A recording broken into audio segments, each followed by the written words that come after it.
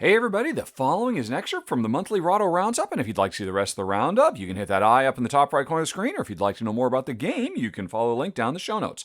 And with that out of the way, let's talk about Skyrockets, which is interesting. It's actually a sequel to a real-time cooperative game that came out last year, I think, called Kites.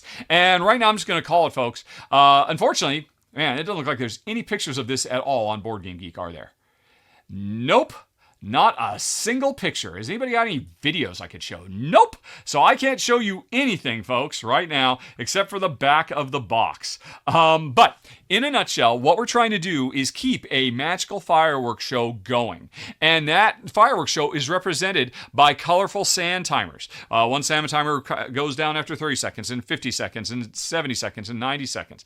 And what you're going to do on your turn is you have a hand of cards. You're going to play a card that tells you to flip two of those sand timers.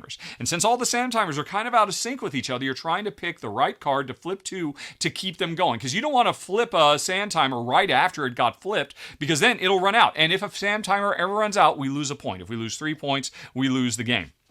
So, we are trying to stay alive and coordinate. I might want to play this blue-red, because I think, hey, the timing's going to be working pretty well, and I play that, and that's very, very cool. But I didn't flip the yellow, and the yellow's about to go. So I say, hey, I'm going to play this flip. Do you have something in the yellow? Can you take care of the yellow after I've done this? Yes, okay, boom, I'll do that. And then, boom, you jump into the yellow, and there's a lot of high-pressure, real-time back and forth going on between players as we're trying to do this. And it works, just like Kites did before it. Now, I would say overall, Skyrockets is a superior game to Kites because I think it's a little bit more approachable. It's a little bit less punishing than Kites was, and Jen and I were able to put ourselves into it really quickly. Plus, it's got another excellent element. If you remember The Crew, a cooperative trick-taking game, The Crew comes with, I don't know, a booklet of like 50 different missions or something like that change the rules in various ways. Skyrockets comes with 30 unique different fireworks shows you want to put on. And some of the ways these different fireworks shows change the rules of the game are incredibly clever. I mean, like, really. I mean, Jen and I, we played, I think, 4 games, and I just kind of jumped around and did a few different ones to get a sense. We lost our first one, we won our second one, and they were like, oh, hey, let's jump up to a medium level one, and we lost that, and let's try another one that's similar to it, but a little bit easier, and then we won that, and we're like, yeah, this works.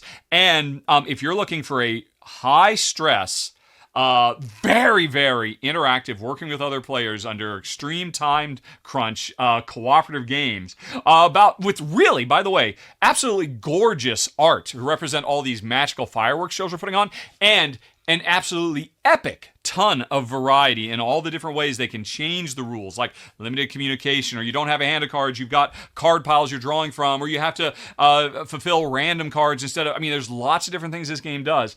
It's worth checking out Skyrockets. The only reason it comes in so low, I mean, personally, I'd probably rank it a fair bit higher, because I really dug it. My wife, she found it a bit too stressful. Too stressful for her. And so because I take my wife's opinions into account as I rank these, and so for her, because it was really, really tough for her, I mean, she was up to the challenge and she enjoyed it, but she found herself thinking, I'd rather, if I were to play something like this, I'd rather play Fuse, because in Fuse, I'm not working as closely as everybody else. This game so requires players to be really simpatico, and I think that's really, really great.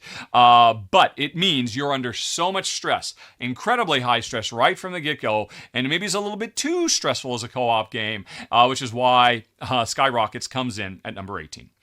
And thanks for watching, folks. If you enjoyed it, please like and subscribe. It makes a huge difference, believe me. But with that out of the way, if you'd like to see some more, over on the left, you can find a playlist of a whole bunch more Rahdo Rapid reviews.